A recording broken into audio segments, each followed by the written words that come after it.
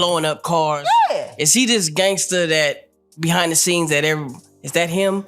Or is that people Shout running? out to Wendy Williams. Well, the things that I experienced with him were monster-like.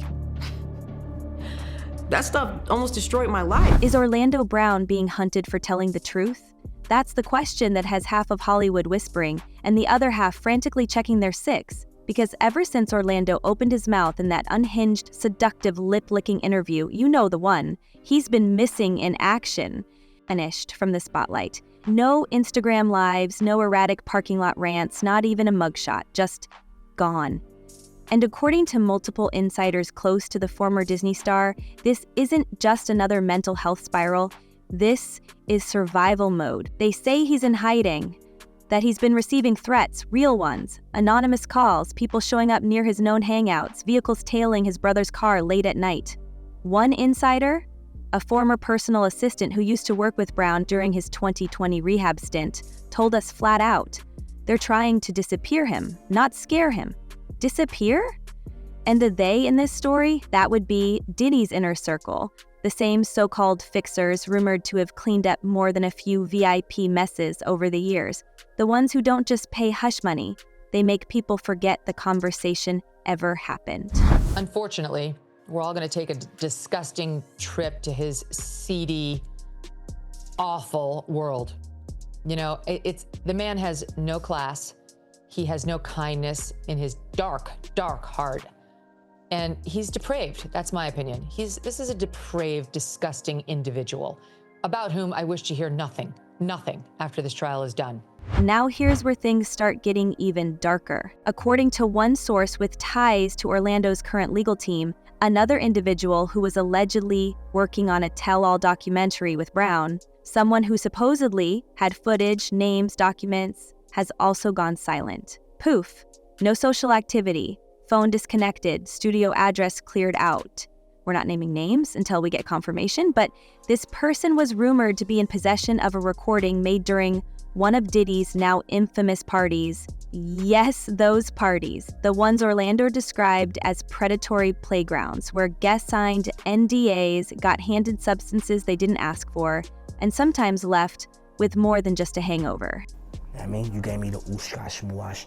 I love it, yo. I love it. You gave me the uskosh muash. And that brings us back to Orlando's wildly uncomfortable, and possibly very revealing interview. Everyone laughed at the delivery, the licking, the nonsense syllables, the uskosh muaf gibberish that became a meme overnight. But what's easy to overlook is the pattern beneath the chaos. Orlando named names. Not just Diddy, he brought up Usher, Drake, Busta Rhymes, Bow Wow, and he didn't say he hooked up with them, he said he made love to them. Over and over. Tender phrasing, weird delivery, but unmistakably intentional. And then he said Diddy specifically performed a certain act on him and that he loved it. Whether you believe it happened or not, the implications of what he was alleging, non-consensual elements, power dynamics, secret coercions, are damning. And people are starting to listen, but not in the way you'd expect. Most outlets brushed it off as another Brown breakdown. Social media said he needs help. Fans asked interviewers to stop exploiting someone clearly unstable. But what if, buried in the mess, Orlando is actually saying something real? Because let's be honest, this wouldn't be the first time someone with nothing to lose let the mask slip on Hollywood's dirty secret. And in this case, those secrets aren't just about who did what with who. They're about transmission of diseases, about powerful people hosting parties where unprotected intimacy wasn't optional, where guests were allegedly pressured into group activities, recorded without consent, and later sworn to silence. And if Orlando's claims are even partially true, some of your favorite chart toppers might be living with more than shame. The part that's got people in the industry truly spooked? Orlando said these parties were organized, that there were handlers, rules, entertainment schedules. He claimed that substances were passed around to loosen up guests, and those guests weren't just musicians, they were actors, producers, even politicians, the kind who can fund an entire career, or end one. There are whispers now that certain hospital records from Beverly Hills clinics have gone mysteriously missing, that a nurse who once worked the late-night shift at one of those clinics filed for a sudden overseas relocation earlier this year. No one's talking on the record, but off the record, people are terrified. Same thing for Jeffrey Epstein. Now, the interesting thing about the Epstein and the theory about Epstein is we know he filmed people for sure on that island. He has a lot of movies, a lot of films of people that are very, very powerful political figures, and entertainers, business people. So, do you really believe that Jeffrey Epstein himself? And of course not. Of course not. Yeah. Which makes you wonder, is that why Orlando went so hard, so weird, so public with his claims? Maybe he knew it was his only shot at protection. Go viral or go vanishing. Make it so public that if anything happens, everyone's already looking. Unfortunately, it might not have worked, because according to 3 separate insiders, one of them a former driver who worked with a celebrity security firm, Orlando has been moving between motels under fake names. No entourage, no team, just a burner phone, a bag, and 2 pit bulls. When asked what he's scared of, one source said simply, getting Epsteined. Now obviously, this isn't a court case, this is gossip, but let's not forget Diddy's no stranger to courtrooms. He's currently awaiting sentencing on federal charges, he's been denied bail 5 times, and the civil cases keep piling up like leftover Ciroc bottles after a Grammy weekend. And while he beat the big trafficking charge, it was close. Even jurors admitted the videos they saw, the ones we'll never get to watch, were tame, but still troubling. More than one juror said they believed parts of the victims' stories. So maybe, just maybe, this is one of those moments where the public got the PG version and the R-rated reel is locked away in some federal vault, or worse, in someone's private archive. Are you surprised by the evidence that's already coming out in the criminal trial? No, I'm not surprised. I experienced some of those things. Witnessed violence. Diddy's team has always played it smooth. Pay the settlements, sign the agreements, control the spin. But what happens when the whistleblower won't shut up? When he's unstable, unpredictable, and possibly sitting on receipts that no one can afford to see? That's the real fear. Not that Orlando is lying, but that he's telling the truth in a way that no one can dismiss because the words are too weird to sue. It's like plausible deniability disguised as madness. And now, that madness might be what's keeping him alive. One industry veteran, someone who used to work talent relations at Bad Boys Peak, claims Diddy had a team on payroll specifically to monitor threats, not from fans, from friends, from people who saw too much. The same source said that at least 2 people in the early 2000s were handled after voicing concerns about how certain house guests were treated. The way he said handled was chilling. No proof, of course, just a pattern, just a history. Like they once worked together a long time ago. They're not friends now. They don't like each other. And yeah, 50 has taken every shot, especially when Diddy has been down. Meanwhile, people close to Orlando say he's trying to get back into hiding, that he regrets doing the interview, that he wasn't supposed to go that far. One person even claimed that Brown recently told a mutual friend, "They're coming. I see them in my dreams." Paranoid? Maybe. But what if paranoia is the only sane reaction to telling the world that one of the most powerful men in entertainment infected his own industry, literally and figuratively, and got away with it for decades? And now, with Diddy locked up and facing a possible 20-year sentence, his people may be scrambling, cleaning up, tying loose ends. And one of those loose ends happens to be a former child actor who knows too much, talks too often, and doesn't play by any script. If Orlando Brown's claims are true, how far will Diddy's team go to bury them?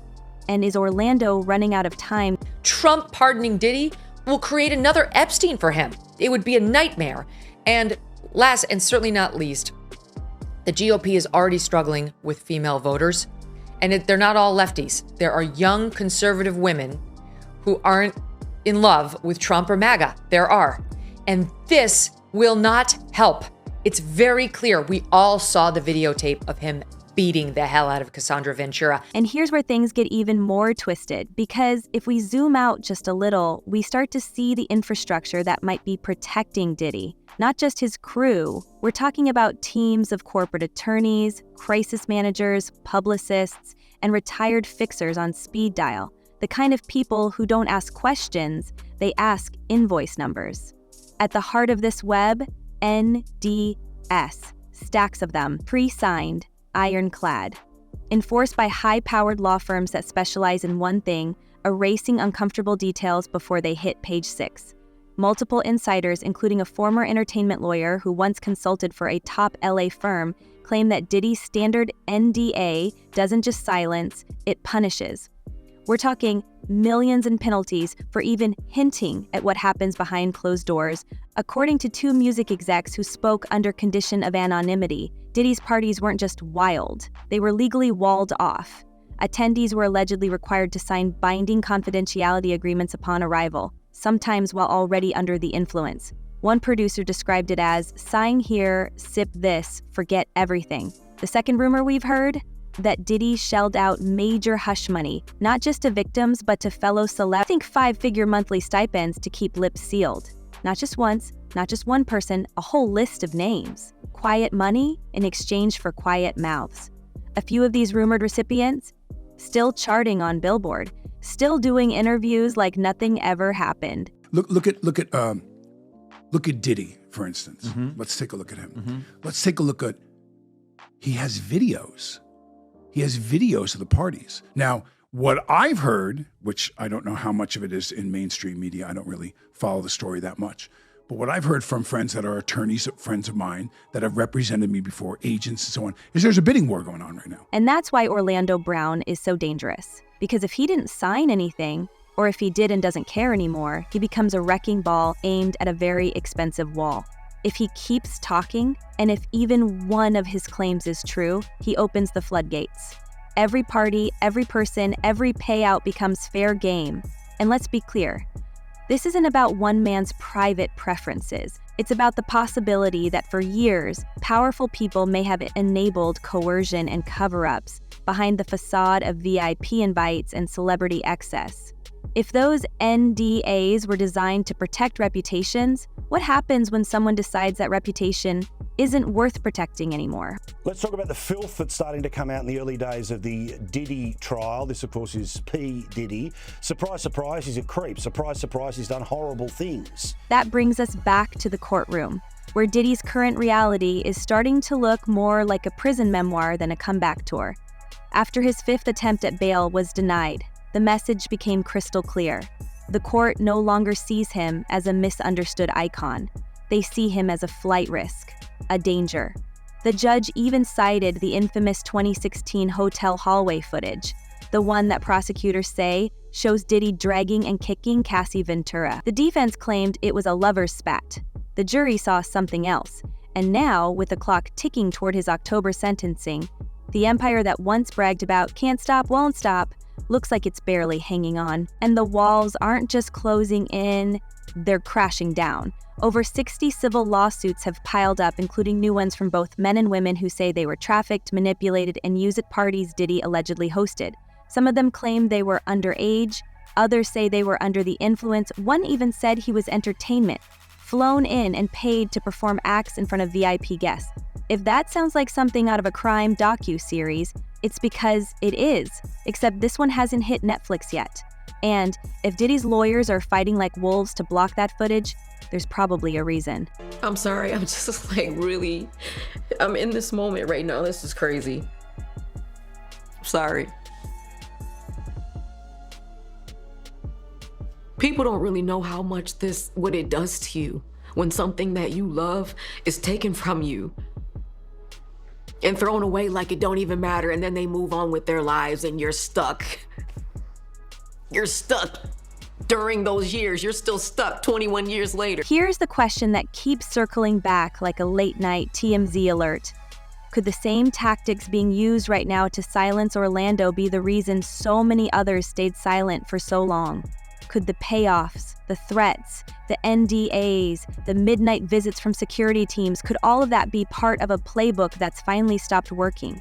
One former music agent told us that in the early 2000s, if you went against Puff, you didn't work again. That was it. Another source, this one a stylist who worked a few of those infamous parties, said she was told never to look guests in the eye after midnight. If you made someone uncomfortable, you were out, she said. But if they made you uncomfortable, you shut up, or you were gone. And now the silence is breaking. Slowly, but it's breaking. And Orlando might be the crack that shatters the whole mirror. The danger, of course, is that cracks like that get sealed fast, permanently. The whispers that he's being hunted, that he's being tracked, followed, prepped for an incident, they're not being laughed off anymore, because when Diddy's inner circle feels threatened, people don't just get quiet, they disappear. And let's not forget, Diddy has already been denied bail multiple times because the court believes he's capable of witness tampering. That's not a theory, that's on the record. You are literally, it's an unhealthy space. And so eventually you're going to go too far, you know? Who knows what happened to Philip? Who knows what he had to do in order to get to where he was at? There's a lot of things that people do that end up sitting and they can't get over it. And they got to keep getting high, hoping to get it out of their head, you know, but when you lose your man card. Some believe the most perplexing element in Orlando Brown's entire saga isn't what he says, it's how he says it. The phrase that launched 1,000 memes, uskosh muif, isn't just bizarre gibberish to everyone. To a small but growing number of online sleuths, it's a deliberate cipher, a linguistic smoke bomb. The internet has been dissecting his interviews like episodes of a psychological thriller, searching for patterns beneath the theatrics. What if this strange string of syllables, repeated with theatrical lip-licking and smirks, isn't just a manic outburst, but a survival tactic? A way to name names, describe encounters, and spill secrets without legally saying a single actionable thing. There's a theory floating through some underground forums and message boards that Brown might be layering his speech with metaphors, codes born from trauma, fear, or cunning. The uskosh phrase, they argue, masks something too dangerous to say plainly. It's been interpreted by some as a euphemism for a specific type of encounter, an act that, if confirmed, could serve as implicit testimony against powerful people. If Orlando were to speak in exact terms, he'd be opening himself up to lawsuits, restraining orders, or worse. But cloaked in absurdity, his claims become impossible to prove and even harder to prosecute. I want to hear your music, so I come over there and I play the music, and he's sitting there, just looking at me, like waiting. Okay. So then my assistant was like, you know, he wants to hang out with you next week, and I was like, for what? He's like, I think he's trying to f you. That's what my assistant said. And I was like, oh, okay. Now I get it. So now no more communication. This theory has picked up momentum as fans comb through his past interviews, noting how his most outrageous statements often come bundled with sudden pauses, eye gestures, or changes in tone. Some say he switches personas mid-sentence, shifting from rambling to precise, as if slipping into character just long enough to say something real, then ducking back into the cover of chaos. From a psychological standpoint, this behavior isn't unfamiliar. Experts have long documented how individuals suffering from complex trauma often express truth through layered symbolic language. When truth is dangerous, the mind dresses it up like a costume. Another angle is that this bizarre vocabulary might be a form of defensive mimicry, not meant to reveal truth, but to create so much confusion that no one can pin anything down.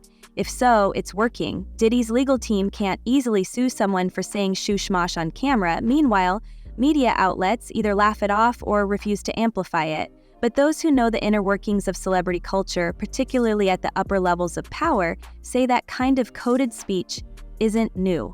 It's just usually confined to encrypted messages, burner phones, or off-the-record back channels. Orlando's doing it on camera, in broad daylight, and no one can decide if that's brilliant or terrifying. And then what's the stuff that's happening with Wendy Williams? You think this is all connection to? Of course! Whether it's a cry for help, a psychological unraveling, or a masked expose, one thing is clear. The uskosh code has become the most disarming weapon in Orlando's arsenal. It invites ridicule, distraction, and doubt, but it also keeps him in the spotlight just long enough to stay alive. And maybe that's the point. Because in a world where the truth gets you erased, nonsense might be the only language that can slip past the censors and land a punch.